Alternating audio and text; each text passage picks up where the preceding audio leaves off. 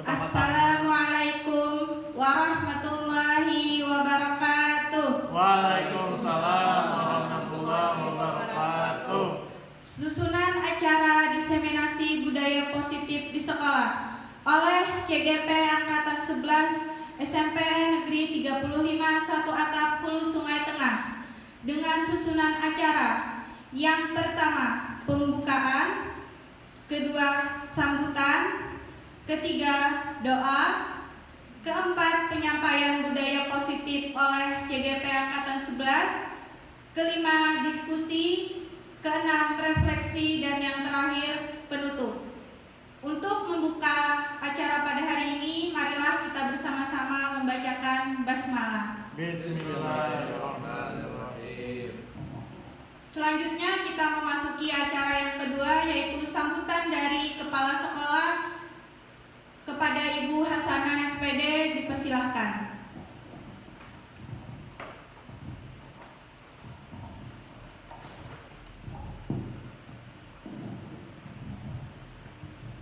Bismillahirrahmanirrahim. Assalamualaikum warahmatullahi wabarakatuh. Waalaikumsalam warahmatullahi wabarakatuh.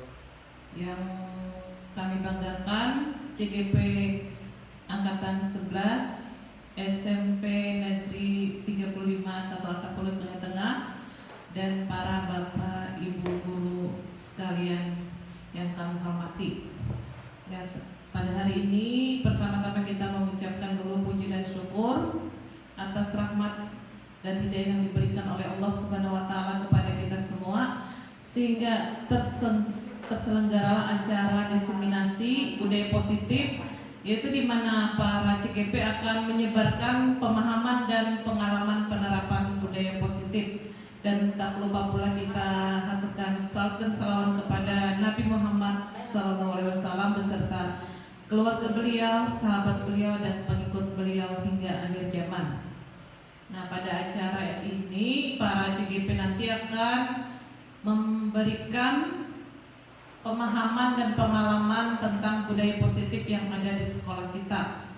Budaya positif itu sebenarnya merupakan pembiasaan apa yang sudah kita lakukan di sekolah, terutama kepada peserta didik atau siswa.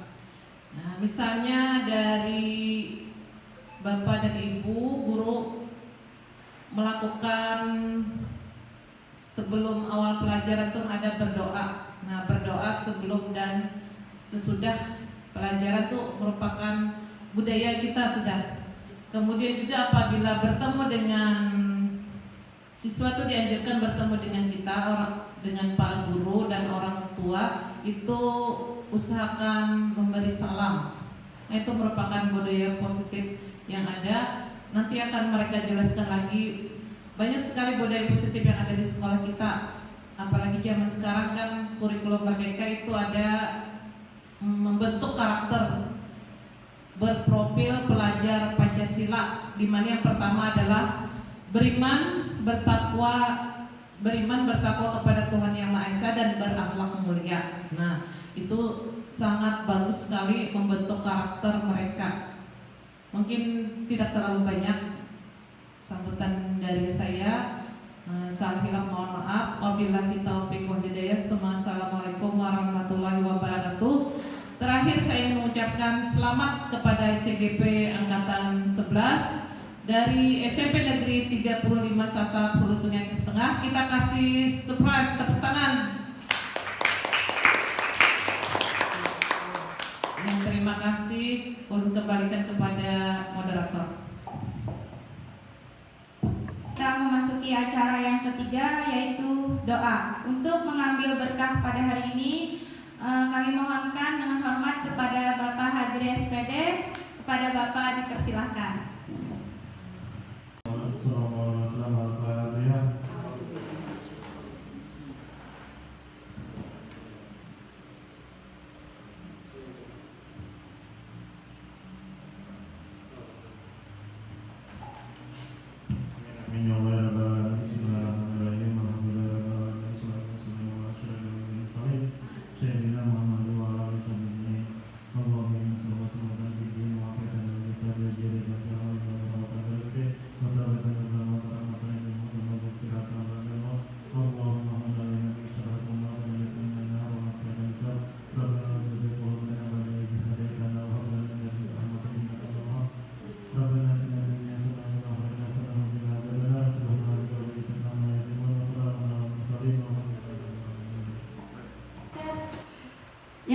selanjutnya kita memasuki acara penyampaian budaya positif di sekolah oleh CGP Angkatan 11 kepada Bapak Supianda SPD, dipersilahkan.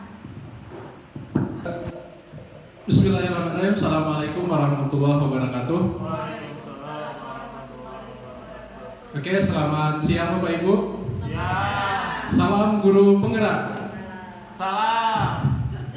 Oke, jadi nanti kalau saya sebut salam guru penggerak, Bergerak, tergerak, tergerak, bergerak, menggerakkan. Oke, bisa? Oke. Saya ulangi. Salam guru penggerak, tergerak, bergerak, menggerakkan. Oke, terima kasih Bapak Ibu. Nah, masih semangat ya. Oke, di sini mohon izin yang sama-sama kita hormati Ibu Kepala SMP 351 Hulu Sungai Tengah, kemudian juga yang saya hormati Bapak Ibu Dewan Guru yang telah bersedia meluangkan waktu di sini. Ya, jadi di sini saya akan melanjutkan kegiatan hari ini, di mana di sini saya akan berbagi itu tentang disiplin positif yang telah kami pelajari dalam modul 1.4. Oke, di sini kami akan berusaha menyebarkan bagaimana pemahaman disiplin positif di sekolah nantinya, ya. Oke. Nah, di sini sebelum masuk ke materi, Bapak Ibu, ada beberapa pertanyaan pemantik, ya. Mungkin Bapak Ibu bisa perhatikan di depan. Itu yang pertama, setuju atau tidak hukuman itu dapat mendisiplinkan anak? Setuju atau tidak? Tidak. Ada yang setuju? Setuju. Oke, siapa yang mau memberi tanggapan? Oke, silakan Ibu Hafsah. Di sini kenapa saya mengatakan tidak setuju? Karena kan beberapa anak itu kalau kita hukum itu bisa semakin menjadi-jadi. Nah, bisa nih dia hatinya tersakiti, bisa saja dia akan lebih parah dari yang sudah terjadi. Nah, mungkin itu saja Pak. Terima kasih. Assalamualaikum warahmatullahi wabarakatuh.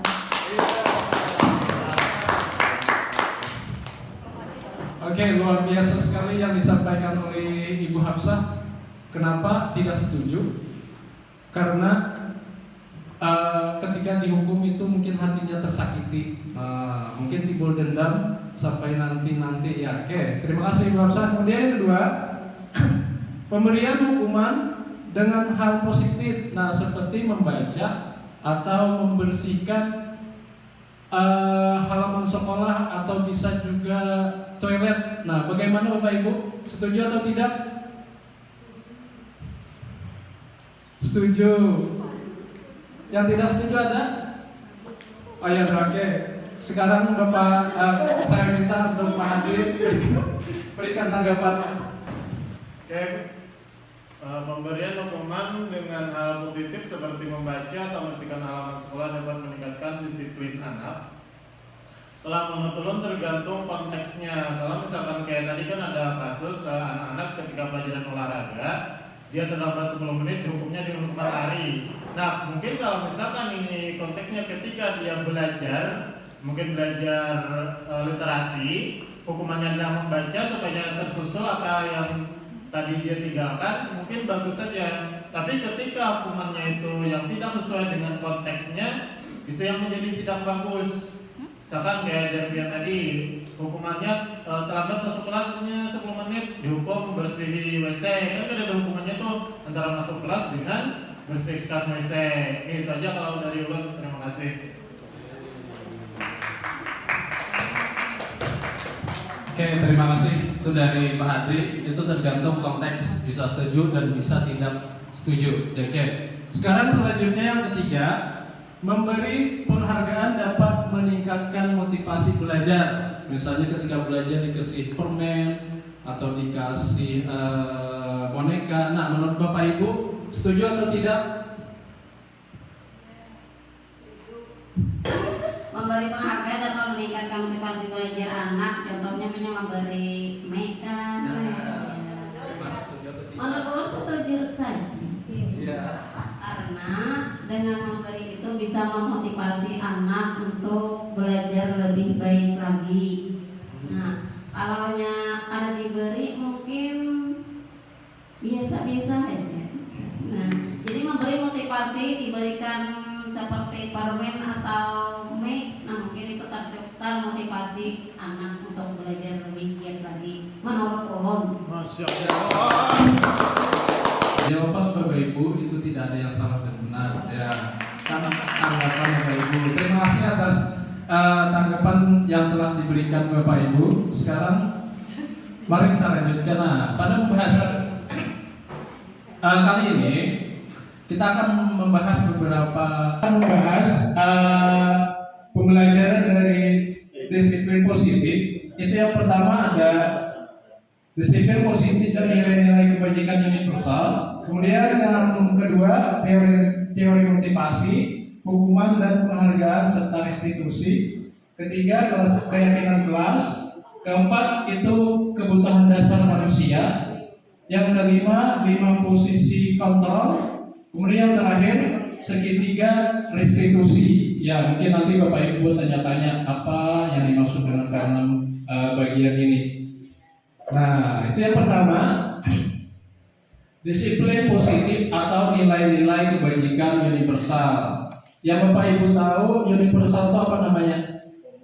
Umum, menyeluruh, luas. Nah mungkin dari situ kita sudah mengetahui nilai-nilai kebajikan universal itu apa ya. Nah jadi sekarang kita coba praktekkan Bapak Ibu ya. Itu nanti ada 2 orang. Silakan Bapak Ibu berpasangan ya. Satu orang yang menjadi orang A, yang kedua jadi orang B. Nah, jadi di sini kasusnya orang A itu mempunyai satu yang berharga, itu letakkan di tangan kanannya, kemudian pegang erat-erat. Oke, siapa yang orang A sudah siap? Nah, sudah ya. Oke, jadi yang orang A nanti Bapak Hatri, orang B-nya Pak Hanafi ya. Nah. Oke, jadi Pak Hatri silakan bayangkan Bapak punya satu benda yang paling berharga, kemudian pegang erat-erat di tangan Bapak. Ya, jangan sampai kelihatan, jangan sampai terlepas, apalagi dilempar ya. Oke, kemudian Bapak Hanafi yang B, lakukan upaya sebisa mungkin untuk mengambil benda berharga yang ada di tangan Pak Hadri. Bisa dengan membujuk, bisa dengan merayu, bisa dengan mengancam atau dengan kekerasan. Itu terserah apa yang Bapak lakukan ya. Yang penting bagaimana maksud Bapak itu terlaksana, bagaimanapun caranya ya. Oke, sudah? Ya kita tunggu Bapak Hadri menuliskan hal yang paling berharga di tangannya. Ada gosip, ada gosip hangat kan? Oke, sudah. Oke, sekarang Bapak Hadri silakan maju ke depan. Silakan kita praktekkan apa yang sudah kita narasikan tadi. Silakan Pak Hadri, silakan berikan apa saja stimulusnya supaya Pak Hadri mau memberikan apa yang Bapak inginkan. Nah, oke silakan. Sini bukan. Bukan ya? Dendak. Maju. Biar ini maju. Dorong dah, asal dibuka. Lawan apa? Lawan S. Aduh, kemurahan. Lawan laptop di layarnya. Udah laptopnya rusak deh.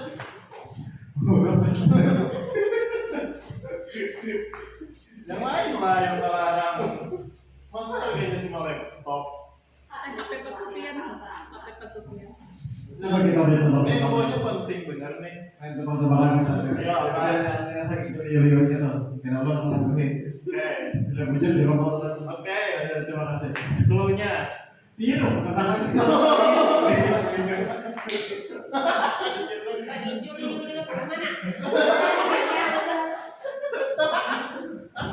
Kayak betul nih. Lagi Juli kangen mana?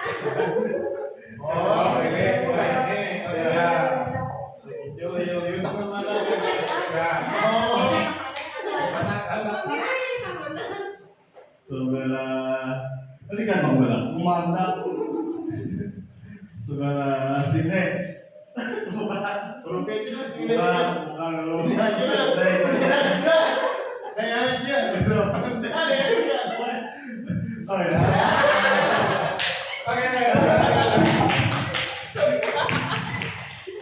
Ya, terima kasih. Apa yang telah diperagakan oleh kedua bapak tadi itu merupakan salah satu paradigma perubahan ya, di mana terkadang untuk mencapai suatu tujuan kita bisa menggunakan beberapa hal, cuma tergantung kita yang mana yang mau kita ambil, baik itu yang positif, baik itu yang caranya yang bagus ataupun yang hal-hal yang baru. Nah, mungkin di situ intinya bagaimana kita merubah paradigma kita sebagai seorang guru. Nah, yang pertama, ilusi guru mengontrol murid. Mungkin kita berpikir sebelumnya bahwa murid itu harus kita kuasai. Nah, sehingga apa yang kita sampaikan itu harus diterima oleh murid. Kalau itu A harus A, tidak boleh B atau C. Nah, itu mungkin nanti ada perubahannya ya. Kemudian yang selanjutnya, ilusi bahwa kritik dan membuat orang merasa bersalah dapat menguatkan karakter.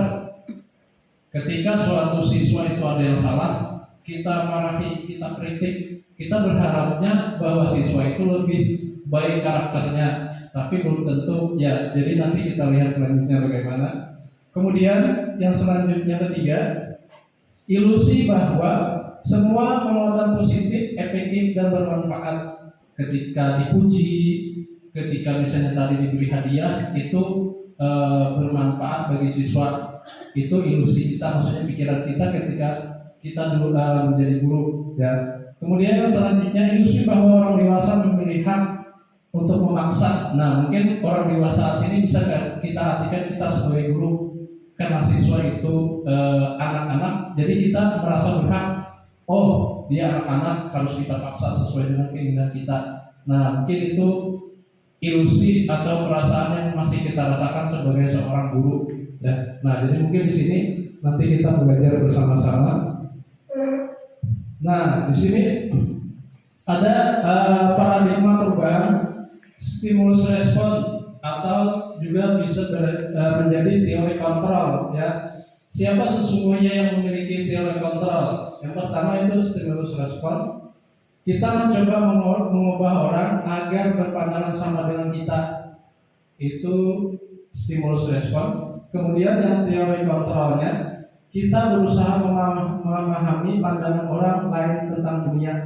Nah, artinya kita harus berbicara terbuka, tidak mesti semua orang harus sama dengan kita, tapi kita biarkan orang mempunyai pikiran masing-masing ya. Kemudian perilaku buruk dilihat sebagai suatu kesalahan. Tapi dalam teori kontrol, semua perilaku memiliki tujuan. Nah, mungkin ketika siswa kita ada yang bersalah, ada yang melakukan satu kesalahan, kita harus tanya dulu kenapa dia melakukan itu. Ya, memang itu salah, tapi ada alasan mungkin dia melakukan. Kemudian orang lain bisa mengontrol saya. Nah, kalau yang teori kontrol, hanya Anda yang bisa mengontrol diri Anda. Ya, mungkin nanti ada apa yang disampaikan ini bisa masuk dalam pemikiran Anda. Kemudian saya bisa mengontrol orang lain. Anda tidak bisa mengontrol orang lain. Nah, ini seperti tadi, karena kita orang dewasa bisa memaksa anak. Mungkin karena kita guru, kita bisa memaksa murid. Ya, jadi mungkin nanti ada paradigma yang berubah. Kemudian pemaksaan ada pada saat rujukan gagal. Nah, mungkin seperti tadi kasusnya, ketika sudah dibujuk-bujuk, ibaratnya diberikan imbalan tidak berhasil, akhirnya lalu memaksa. Sama ketika murid kita mungkin 1-2 kali sudah dibujuk, ketiga masih melanggar, langsung dihukum. Nah, mungkin seperti itu ya maksudnya. Kemudian model berpikir menang atau kalah. Nah, menang dulu baru kalah. Tapi kalau ini model berpikir menang-menang, jadi tidak ada kalahnya. Ya, artinya di sini kita mendidik itu kita belajar istilahnya mengarahkan murid.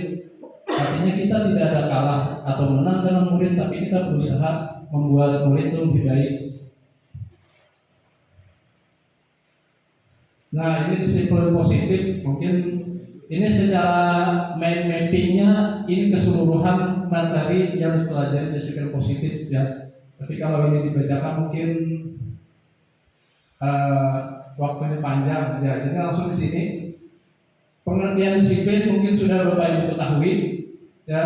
Secara konotasi disiplin itu artinya menghukum atau sesuatu yang perlu ditegakkan, dan kalau tidak dilakukan itu akan mendapatkan hukuman. Nah, tapi kalau di sini berasal dari kata Latin itu disiplin itu artinya belajar. Nah, berarti salah sekali ya belajar, salah dua kali mungkin masih dipelajari karena kita institusi pendidikan ya, bukan berarti kita menghukum kayak polisi salah langsung di penjara, tidak ya, tapi kita mengajak siswa untuk belajar. Makna namun dalam budaya kita, nah makna kata disiplin telah berubah menjadi sesuatu yang dilakukan seseorang pada orang lain untuk mendapatkan kepatuhan. Nah, itu kecenderungan umum adalah menghubungkan kata disiplin dengan ketidaknyamanan. Jadi kalau disiplin itu semadingannya dia kada taat hukuman, nah otomatis kata disiplin itu tidak nyaman jadinya didengar. Bukan dengan kata kita hargai atau mencapai suatu tujuan mulia. Nah, bukan maksud disiplin untuk mencapai suatu tujuan yang baik. Nah, sudah yang saya sampaikan tadi, nilai-nilai kebijakan universal itu adalah sifat positif manusia yang merupakan tujuan mulia yang ingin dicapai setiap individu. Nilai-nilai tersebut bersifat universal dan lintas bahasa, suku, bangsa, agama maupun latar belakang. Setiap perbuatan memiliki suatu tujuan. Nah, menurut dari Dr. William Glasser pada teori kontrol 1984, dengan mengaitkan nilai-nilai kebijakan yang diyakini seseorang, maka motivasi intrinsiknya akan terbangun. Nah, mungkin sehingga menggerakkan motivasi dari dalam untuk dapat mencapai tujuan mulia yang diinginkan. Nilai-nilai kebajikan yang ingin dicapai oleh setiap anak Indonesia kita kenal dengan profil pelajar Pancasila. Nah, mungkin Bapak Ibu sudah hafal di luar kepala ya, karena kita telah melaksanakan kurikulum Merdeka. Itu yang pertama, bertakwa kepada Tuhan Yang Maha Esa, berakhlak mulia, mandiri, bernalar kritis, berkebinekaan global, bergotong royong dan kreatif. Yaitu dimensi-dimensi dari profil pelajar Pancasila. Kemudian yang kedua, teori motivasi, hukuman, penghargaan dan restitusi. Nah, di sini ada teori motivasi itu ada dua ya, dari ada eksternal dan juga internal, dari luar dan dari dalam ya. Itu yang pertama, menghindari ketidaknyamanan atau hukuman. Nah, itu motivasi eksternal, karena mungkin tadi kenapa dia ikut disiplin karena menghindari hukuman. Kemudian yang kedua, untuk mendapatkan imbalan dari orang lain atau institusi. Nah, seperti tadi ketika mungkin dia disiplin, rajin, lalu dapat imbalan baik itu dalam bentuk verbal ataupun dalam bentuk benda, seperti memberikan hadiah apa karena dia ingin diakui seperti itu. Nah, kemudian yang ketiga itu motivasi dari internal atau dia dari dirinya sendiri, mungkin karena ingin untuk menghargai diri sendiri, seperti dia ingin mencapai satu target pribadi ataupun yang lain ya, dan dia ingin melakukan sesuatu. Nah, kemudian merdeka. Nah, merdeka itu menurut Ki Hajar Dewantara tidak hanya terlepas dari perintah, akan tetapi juga buat memerintah diri sendiri. Mungkin di sini bisa saya ambil simpulkan bahwa merdeka itu artinya mandiri ya. Mungkin secara ringkasnya seperti itu apa yang ingin disampaikan oleh Ki Hajar Dewantara. Dihukum oleh penghargaan. Nah, seperti tadi yang disampaikan Bapak Ibu, ada yang setuju, ada yang tidak. Hukuman itu dengan dihukum dengan penghargaan tadi, dengan maksudnya baik dengan berbentuk perkataan atau juga berbentuk benda ya atau hadiah. Bahwa penghargaan berlaku sama dengan hukuman dalam arti meminta atau membujuk seseorang melakukan sesuatu untuk memenuhi suatu tujuan tertentu dari orang yang meminta atau membujuk. Dorongannya eksternal dan akan ada faktor ketergantungan. Beberapa dampak dari pemberian penghargaan. Nah, artinya kalau anak itu sering diberikan penghargaan, misalnya bisa menjawab akan diberikan permen. Hari ini mungkin dia bisa menjawab, tapi besok buat ada penghargaan lagi, kadang-kadang kalau ada lagi menjawab. Nah, mungkin seperti itu maksudnya. Ya, pengaruh pertama, pengaruh jangka pendek dan jangka panjang itu pengaruhnya yang dari penghargaan. Kemudian penghargaan itu sendiri menghukum seperti tadi. Penghargaan mengurangi ketepatan. Penghargaan tidak efektif. Kemudian penghargaan merusak hubungan. Mungkin Bapak Ibu ada yang bisa menafsirkan apa yang dimaksud dengan penghargaan merusak hubungan ini. Ada yang bisa memberikan tanggapan kenapa penghargaan bisa merusak hubungan? Anak aja Pak. Tadi sini anak menyambat. Ada yang tadi mendaftar dalam hati yang tinggi. Apakah Bapak Ibu bisa maksudnya melihat seolah-olah ketika diberikan penghargaan itu jadi hukuman? Nah, mungkin Bapak Ibu bisa menilai soal pikiran kritis. Kalau tidak ada penghargaan, lalu bagaimana dengan siswa kita misalnya yang berprestasi, maksudnya yang ada kelebihan, apakah dibiarkan saja sama dengan yang lain atau bagaimana? Silakan Pak. Ya, silakan. Penghargaan merusak hubungan mungkin ini lebih lah. Ya. Lebih ke arah adanya fokus terhadap seseorang, jadi ada menciptakan perasaan yang kurang adil bagi yang lain karena mungkin guru atau pendidik hanya memandang satu atau dua orang sebagai bentuk penghargaan atau pemberian penghargaan, sebagai bentuk-bentukan dan dari berlebih dari pendidik. Jadinya secara tidak langsung menciptakan rasa iri dengki bagi peserta didik yang tidak atau jarang mendapatkan reward dari guru.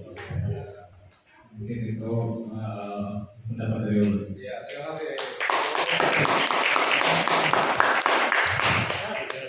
Ya, terima kasih apa yang disampaikan Pak Rafi tadi yang mungkin karena cuma satu yang perhatikan lalu yang lain cemburu atau bisa jadi ketemuan sosial, mungkin itu bisa ya karena penghargaan memberikan hukuman merusak hubungan. Nah, kemudian penghargaan menurunkan kualitas, mungkin karena yang lain tidak diperhatikan, jadi yang lain tidak lagi hendak belajar maksudnya. Jadi satu orang itu aja yang terus berkembang ya, jadi menurunkan motivasi yang lain bisa ya. Penghargaan mematikan kreativitas ya, mungkin sama kasusnya seperti tadi. Kemudian selanjutnya penghargaan mengurangi motivasi intrinsik ya, motivasi dalam dirinya sendiri, maksudnya dalam diri siswa yang lain atau bisa juga dalam motivasi dirinya orang yang diberikan penghargaan tersebut. Ini bentuk-bentuk apresiasi untuk siswa atau siswi di sekolah kita ya. Dalam memberikan apresiasi atau pengakuan perlu diingat beberapa hal. Yang pertama, beri pengakuan secara khusus. Nah, mungkin ketika siswa kita itu bisanya di bidang apa, itu kita berikan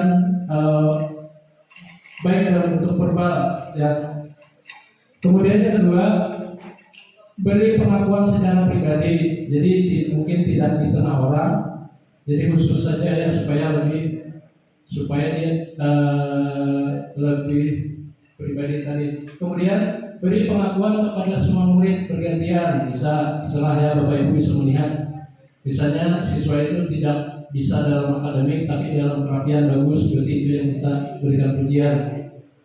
Oke, kemudian beri pengakuan secara konsisten. Nah, mungkin konsisten ini artinya tidak sewaktu-waktu aja, tapi istilahnya sesuai dengan apa yang kita hadapi di kelas. Misalnya ketika siswa itu biasanya tidak rapi, hari ini rapi, kita berikan apresiasi. Fokus pada proses. Nah, ini mungkin yang perlu kita cermati sebagai guru. Jangan cuma nilai ulangannya saja yang menjadi hasil akhir, tapi prosesnya dia belajar itu seperti apa, mungkin dari kelas 7 sampai kelas 9 ya. Nah, oke, yang selanjutnya contoh pengakuan atau apresiasi kebajikan. Yang pertama, pembuka. Kemarin saya perhatikan rasa empatimu sangat besar sekali pada saat menolong murid baru di kelas kita. Nah, mungkin seperti itu contoh dari bentuk apresiasi. Ada pembukaannya, ada nilai kebajikan yang kita sampaikan, kemudian situasinya apa, maksudnya dia dalam bentuk apa yang diapresiasi, nilainya apa yang kita sebutkan. Kemudian yang kedua, saya menghargai kepedulianmu pada saat kamu membantu teman-temanmu di tugas kelompok. Nah, itu mungkin kita mengapresiasi dia yang suka membantu teman-temannya di tugas kelompok. Ada nilai-nilai yang kita sampaikan. Tadi kan ada empati, ada kepedulian. Kemudian yang ketiga, terima kasih untuk rasa tanggung jawabmu pada saat kamu memungut kertas-kertas yang berserakan di lantai. Nah, mungkin ketika kita bisa melakukan ini luar biasa sekali. Mungkin tidak terasa, tapi bagi siswa mungkin ini suatu kebanggaan ketika diapresiasi oleh gurunya. Nah, seperti ini. Ini silakan Bapak Ibu. Ini bentuk hukuman atau bentuk konsekuensi. Nah, yang pertama dicatat 100 kali. Itu hukuman atau konsekuensi? Hukuman. Oke. Yang kedua, lari mengelilingi lapangan basket karena terlambat hadir ke sekolah. Hukuman. Oke. Yang ketiga, murid diminta untuk push up 15 kali karena tidak menggunakan masker ke sekolah. Hukuman. Oke. Yang selanjutnya, menggantikan kertas tugas teman yang telah dicoret-coret. Konsekuensi. Oke. Membersihkan tumpahan air di meja tulis karena tersenggol pada saat belajar. Konsekuensi, karena dia melakukan pekerjaan itu sendiri ya. Kemudian murid disuruh tidak mengenakan sepatu seharian di sekolah karena tidak mengenakan sepatu hitam. Hukuman. Oke. Kemudian yang terakhir, lari mengelilingi lapangan basket 2 kali karena terlambat 10 menit untuk pelajaran PJOK. Konsekuensi. Kenapa jadi konsekuensi? Ya, karena itu merupakan mungkin sudah ada kesepakatan antara guru dan siswa ketika jam mata pelajaran PJOK. Ya, jadi seperti itu. Karena ada hubungan dengan pelajaran yang sedang mereka pelajari. Ya. Nah, ini ya. Hukuman, konsekuensi, hukuman, kemudian lagi konsekuensi, ya. Nah, ini perbedaan antara hukuman dan konsekuensi. Yang pertama, hukuman, suatu yang menyakitkan harus terjadi. Konsekuensi, sesuatu harus terjadi. Nah, mungkin sudut pandang kita yang berbeda ya. Istilahnya ketika suatu itu terjadi, sudah terjadi, kan kita nggak mau lagi memulihkan. Nah, tinggal sudut pandang apa yang kita ambil dari suatu kejadian itu. Nah, itu. Kemudian Yang selanjutnya membuat anak sakit fisik maupun hati untuk jangka waktu lama. Kemudian kalau bentuk konsekuensi membuat anak merasa tidak nyaman dalam waktu jangka yang pendek. Nah mungkin seperti kasus mungkin anak-anak yang bertengkar, ketika kita ketika kita damaikan mereka damai, tapi kadang guru itu masih merasa jengkel dengan orang yang membuat kerusuhan, padahal mereka sudah berteman kembali. Nah, jadi seperti itu ya. Kemudian yang selanjutnya anak membenci kedisiplinan karena dihukum itu anak jadi benci disiplin. Kemudian kalau konsekuensi anak menghargai disiplin. Nah, mungkin itu perbedaannya ya. Kemudian karena hukuman itu ada paksaan. Kemudian kalau konsekuensi itu ada stimulus tanggapan. Yang selanjutnya mendorong anak meyakini diri sendiri, itu hukuman. Kemudian mendorong anak agar mudah menyesuaikan diri. Nah mungkin karena hal yang baru atau tempat yang baru itu punya peraturan yang baru, maka diharapkan konsekuensi itu bisa berjalan dengan baik, membantu siswa untuk menyesuaikan diri. Kemudian selanjutnya konsep diri yang buruk, konsep diri yang baik. Anak belajar untuk menyembunyikan kesalahan. Nah, kalau ketahuan kena pengen dihukum, jadi baik bersembunyi, sebenarnya seperti itu. Tapi kalau konsekuensi, anak belajar untuk mematuhi peraturan. Mungkin caranya nanti bagaimana ya. Kemudian selanjutnya marah, merasa bersalah, dipermalukan, merasa tidak dihargai. Kemudian konsekuensi kehilangan hak, dibuat tidak nyaman, diasingkan untuk sementara waktu. Nah mungkin itu beda penanganannya ya. Nah kemudian restitusi, mungkin sudah Bapak Ibu ketahui bahwa restitusi itu adalah proses menciptakan kondisi bagi murid untuk memperbaiki kesalahan mereka sehingga mereka bisa kembali pada kelompok mereka dengan karakter yang lebih kuat. Restitusi juga merupakan proses kolaboratif yang mengajarkan murid untuk mencari solusi untuk masalah mereka dan membantu murid berpikir tentang orang seperti apa yang mereka ingin menjadi tujuan mulia atau tujuan mulia dan bagaimana mereka harus memperlakukan orang lain. Nah mungkin secara singkatnya restitusi itu kita membuat siswa itu menyadari apa yang telah dia kerjakan salah atau tidak sesuai sehingga mereka bisa mengambil tindakan apa untuk memperbaiki kesalahan yang mereka buat. Artinya bukan kita yang menawarkan solusinya, tapi mereka sendiri. Oh aku salah ini, jadi ini yang aku lakukan untuk memperbaiki kesalahannya. Yang seperti ini. Yang pertama mungkin secara bacaannya itu identitas gagal, identitas sukses ya. Mungkin supaya kita sedikit ya tadi paradigma perubahan. Yang pertama hukuman, kemudian yang suksesnya itu disiplin, ada konsekuensi, ada restitusi. Nah, suatu yang menyakitkan harus terjadi. Kalau konsekuensi tadi suatu harus terjadi. Nah, tindakan yang lebih lembut lagi atau yang lebih positif itu namanya restitusi tadi. Restitusi merupakan pilihan. Nah, itu apa yang bisa mereka kerjakan.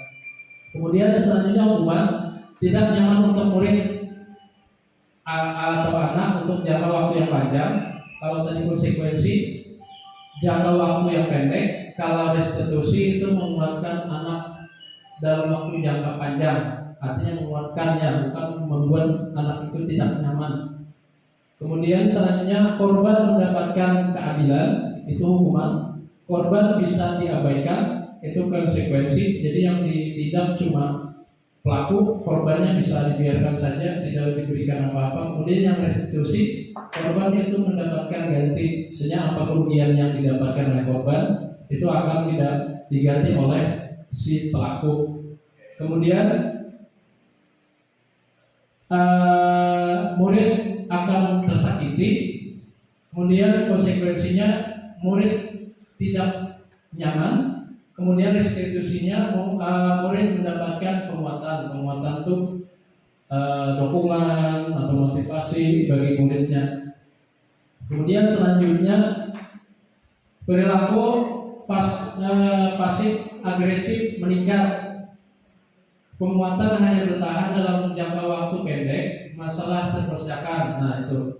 Dan selanjutnya sistem tidak akan dapat berjalan bila murid tidak takut. Nah itu keduanya hukumannya atau kemudian memerlukan monitoring dan supervisi terus-menerus dari guru. Yang selanjutnya murid belajar bertanggung jawab untuk perilakunya. Jadi dia kalau bisa tuh dalam restitusi itu dia sadar sendiri ya. Itu memang berat. Berlaku hanya pada sebuah institusi, tidak berlaku pada kehidupan nyata. Membantu penerapan mengikuti peraturan dalam masyarakat, fokus pada pemecahan masalah dalam jangka waktu yang panjang. Peraturan adalah kamu harus, apa peraturannya, mampukah kamu melakukannya, terima kasih. Kemudian restitusi apa yang kamu yakini, nah apa yang bisa kamu lakukan untuk memperbaiki masalah ini. Kemudian murid atau anak membenci peraturan, murid atau anak menghormati peraturan. Kalau dalam restitusi itu murid atau anak menghormati dirinya sendiri dan orang lain. Nah, itu ada beberapa ciri restitusi. Yang pertama, bukan untuk menebus kesalahan, namun untuk belajar dari kesalahan, memperbaiki hubungan, tawaran bukan paksaan. Restitusi menuntut untuk melihat ke dalam diri. Restitusi mencari kebutuhan dasar yang mendasari tindakan. Restitusi diri adalah cara yang paling baik. Restitusi fokus pada karakter bukan tindakan. Restitusi fokus pada solusi. Restitusi mengembalikan murid yang berbuat salah pada kelompoknya. Artinya mungkin ketika dia salah bukan diasingkan, tapi bagaimana dia bisa berkolaborasi dengan kelompoknya. Jadi sesuai dia bisa beradaptasi dengan baik.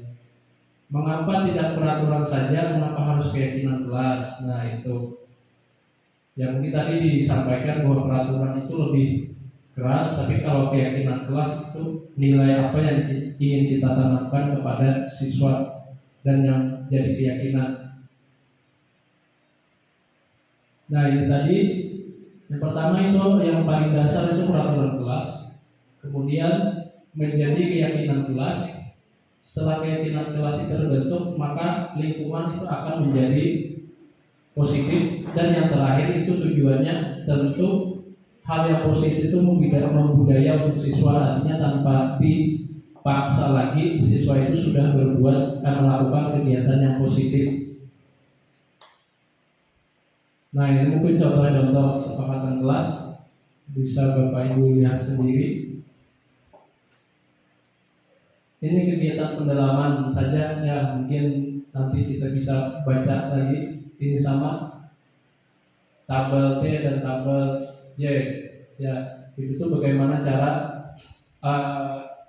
membuat kata-kata yang bagus untuk membuat restitusi pada siswa. Nah Bapak Ibu,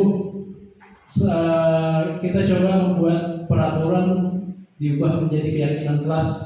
Maksudnya kita sederhanakan saja kata-katanya. Soalnya dalam keyakinan kelas itu tidak boleh menggunakan tidak atau dilarang. Nah dalam keyakinan itu kelas itu harus menggunakan kata-kata yang positif. Misalnya tidak boleh buang sampah sembarangan, itu mungkin peraturan. Tapi kalau dalam keyakinan kelas itu kita ubah jadi buanglah sampah pada tempatnya. Nah jadi seperti itu. Oke, kalau nomor 1 itu apa kira-kira Bapak Ibu kalimatnya yang pas? Selalu kembalikan buku ke tempatnya, meletakkan buku di tempatnya. Oke, bisa seperti itu ya. Kemudian yang kedua, dilarang mengganggu orang lain. Apa kalimatnya yang pas? Tadi bisa saling menghormati teman di kelas, bisa seperti itu ya. Jadi keyakinan ilmu kelas itu bisa kita bentuk dalam bentuk abstrak. Kemudian yang selanjutnya, hadir di kelas 15 menit sebelum pelajaran dimulai. Nah bisa kita buat hadir di kelas tepat waktu, bisa seperti itu. Kemudian dilarang melakukan kekerasan, menjaga keamanan bisa, atau misalnya menyayangi teman, bisa karena ya musik lembut, nah ya mengayomi misalnya Kemudian dilarang menggunakan narkoba. Nah, jagalah kesehatan misalnya kata-katanya. Ya. Jadi kata-kata negatif itu dirubah menjadi kata-kata yang positif. Ya. Kemudian bergantian atau menunggu giliran. Nah, budayakan bisa sikap antri seperti itu. Gunakan masker, bisa. Ya, jaga kesehatan. Jangan berlari di kelas atau koridor. Misalnya hati-hati dalam berjalan, bisa. Ya. Nah, kemudian, di sini dari peraturan tadi, istilahnya keyakinan apa yang kita ingin sampaikan kepada siswa atau nilai apa yang ingin kita berikan. Nah, seperti tadi yang pertama tanggung jawab, kemudian yang kedua menghormati orang lain, yang ketiga sama menghormati atau berkomitmen, yang seterusnya keselamatan atau menghargai orang lain, kesehatan, kemudian menghormati orang lain atau bersabar, gunakan masker itu juga nilai yang kita tanamkan itu kesehatan atau keselamatan. Yang terakhir juga keselamatan atau keamanan. Nah, ini kesepakatan kelas yang sudah dipraktekkan, mungkin Bapak Ibu sudah pernah juga mempraktekkan. Itu ada langkah-langkah pembuatan kesepakatan kelas. Itu yang pertama itu menuliskan usulan yang mereka ingin sampaikan. Kemudian yang kedua menempelkan di papan tulis.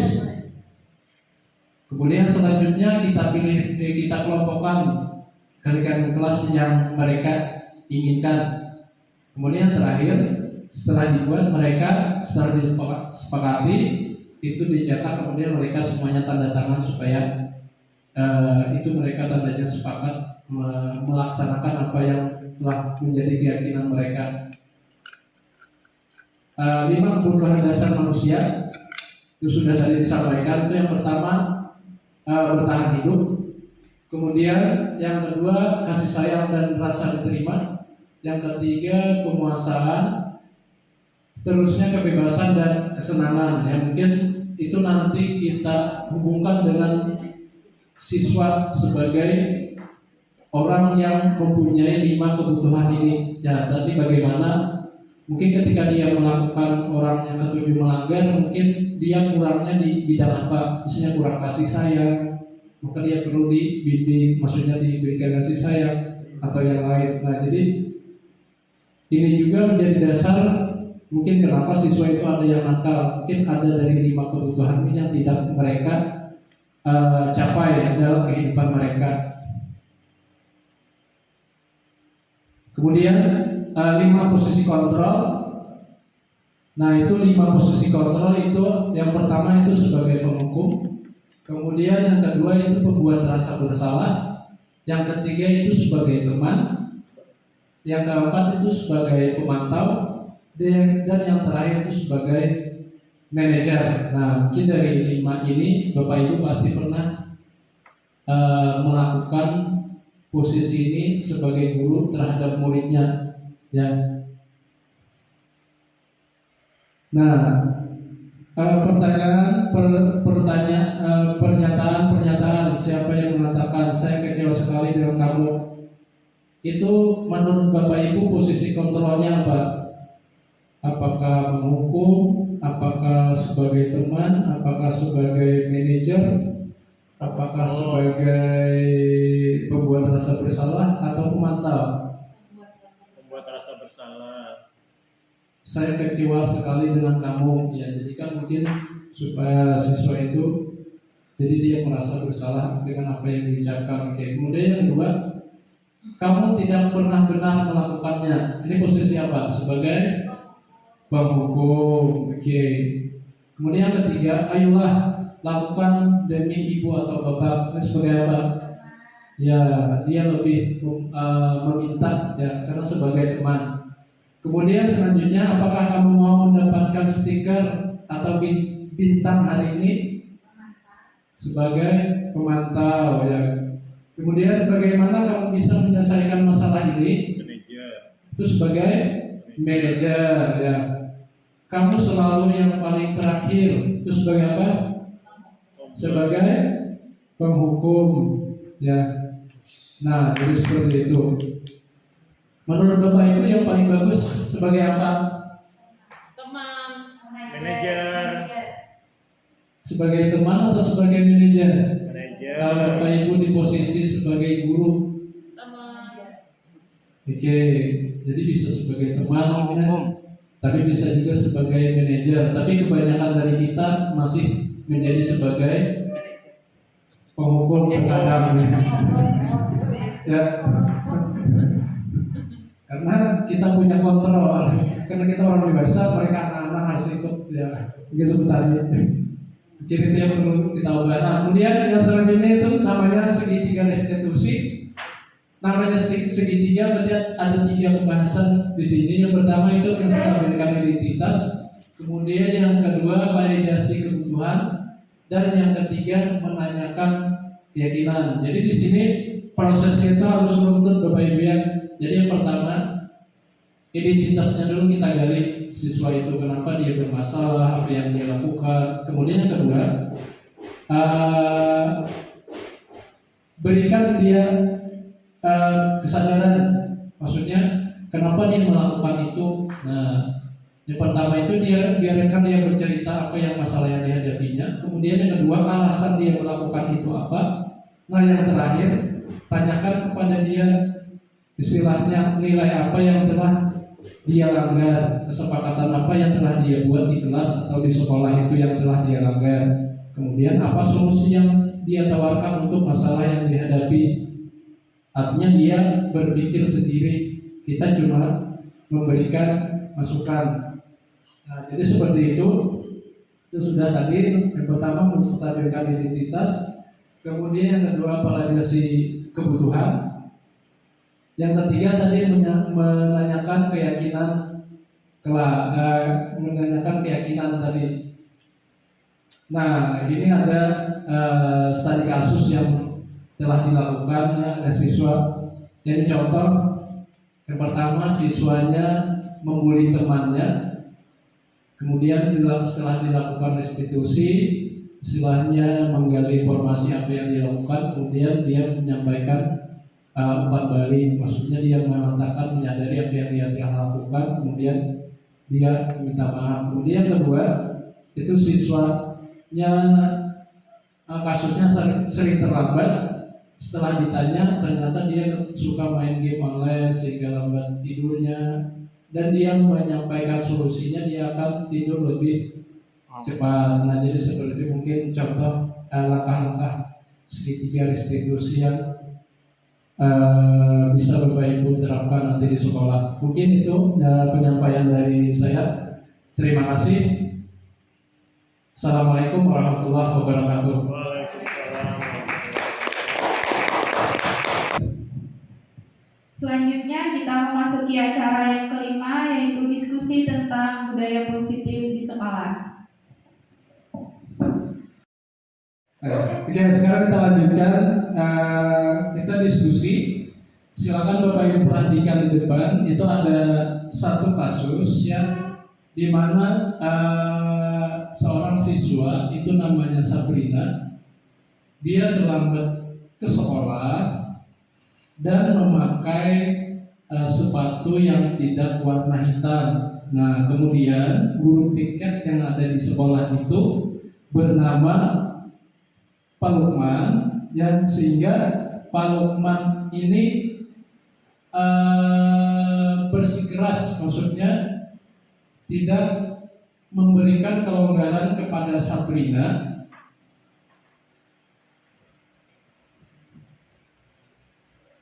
Ya sudah, kata Pak Lukman, kamu sudah melanggar peraturan sekolah, kamu salah, sudah terlambat.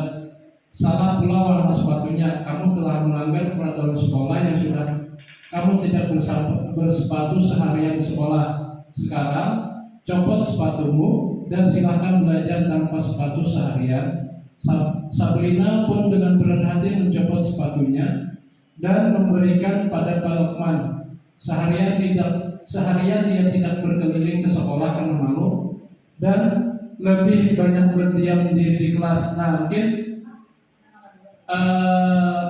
Bapak Ibu kalau melihat di 5 posisi kontrol, posisi Pak Lukman ini di mana letaknya? Bang Hukum. Oke, silakan.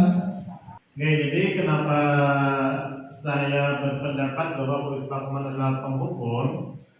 Yang pertama, di sana Pak Lukman tidak meneliti dulu apa masalah, apa penyebab yang menyebabkan Sabrina ini terlambat.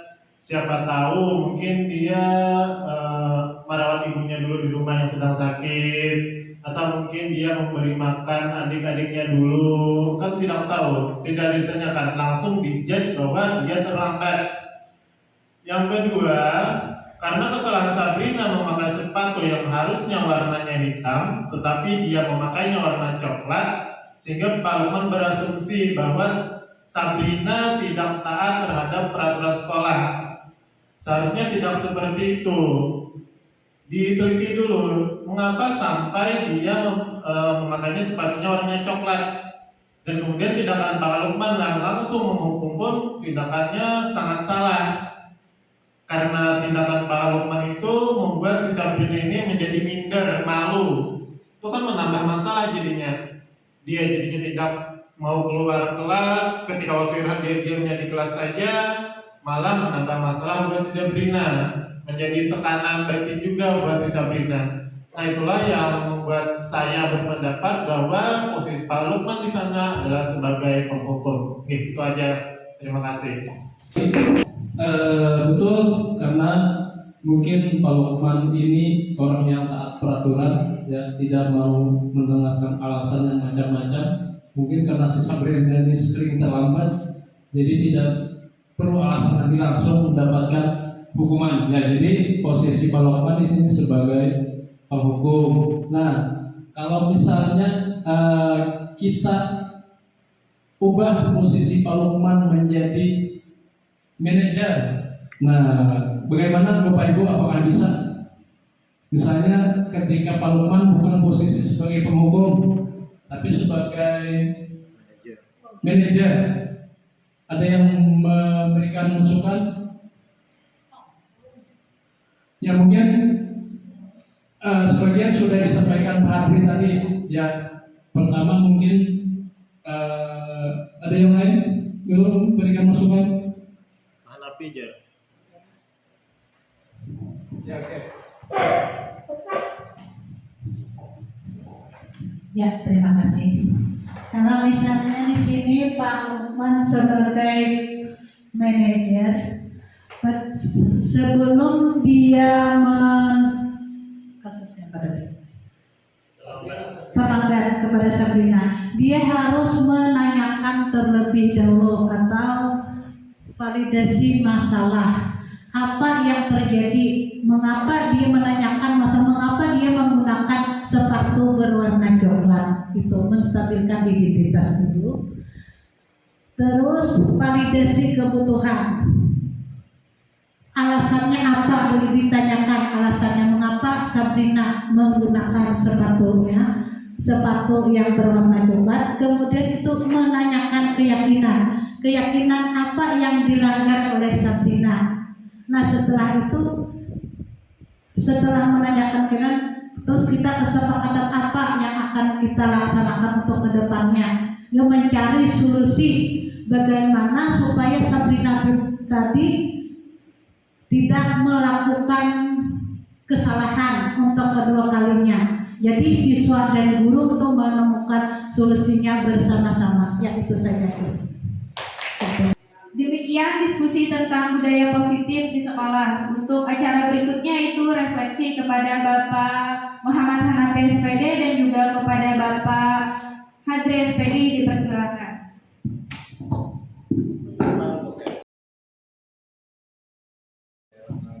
Assalamualaikum warahmatullahi wabarakatuh. Waalaikumsalam warahmatullahi wabarakatuh. Ulun Muhammad Hanafi.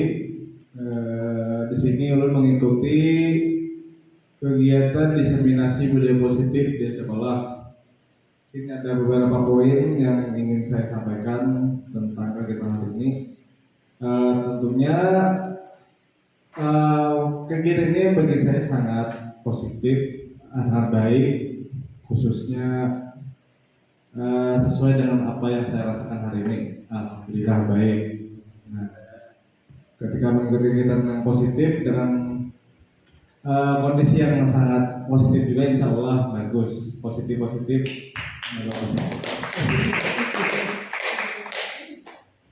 Selain itu tadi ada beberapa hal yang disampaikan. Itu salah satunya mungkin hal yang baru yang saya rasakan adalah atau saya ketahui itu bagaimana posisi guru ternyata ada beberapa posisi-posisi yang baru kita atau saya ketahui. Tadi kan ada 5 posisi kontrol secara umum yang telah disampaikan.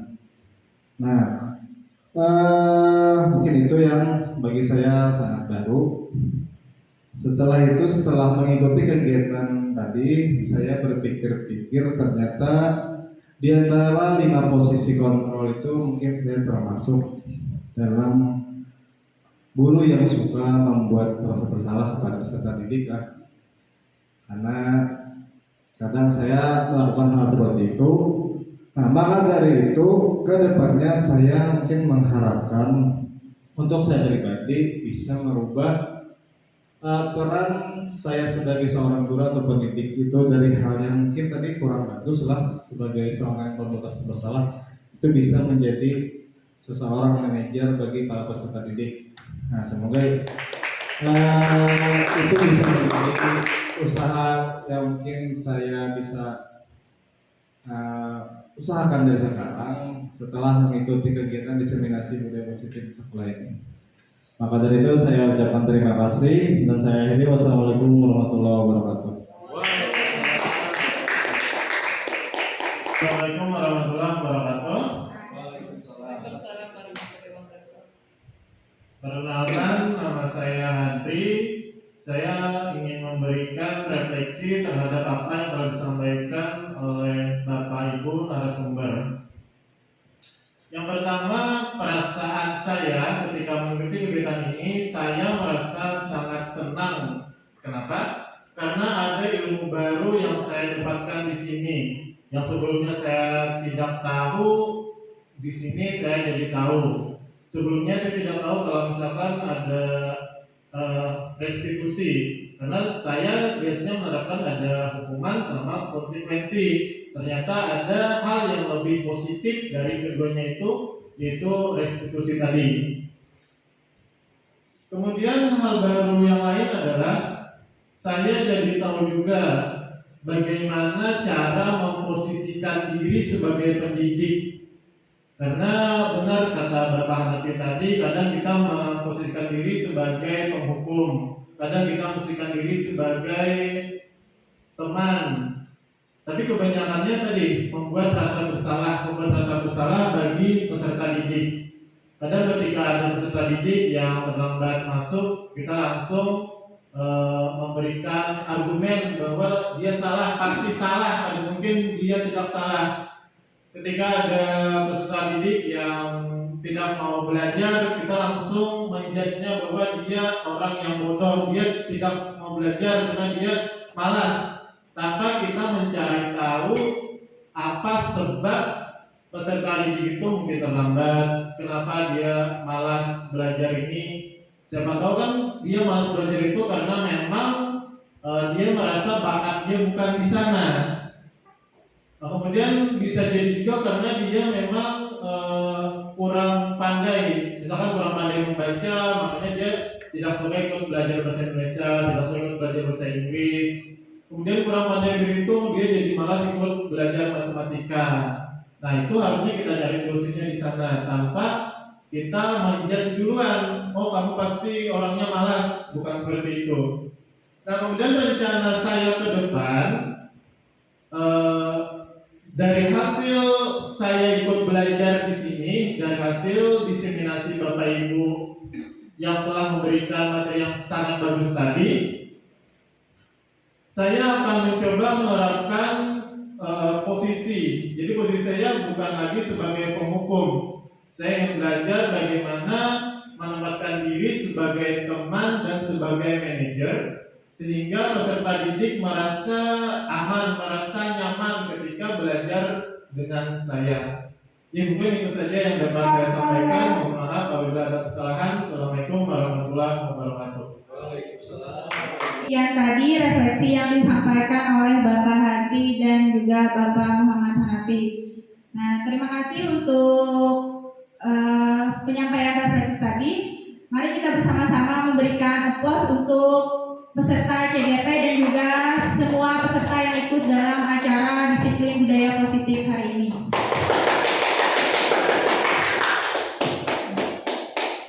Selanjutnya kita memasuki acara yang terakhir yaitu penutup. Untuk menutup acara pada hari ini, marilah kita bersama-sama mengucapkan hamdalah. Alhamdulillah. Sekian dari saya, salah hilapnya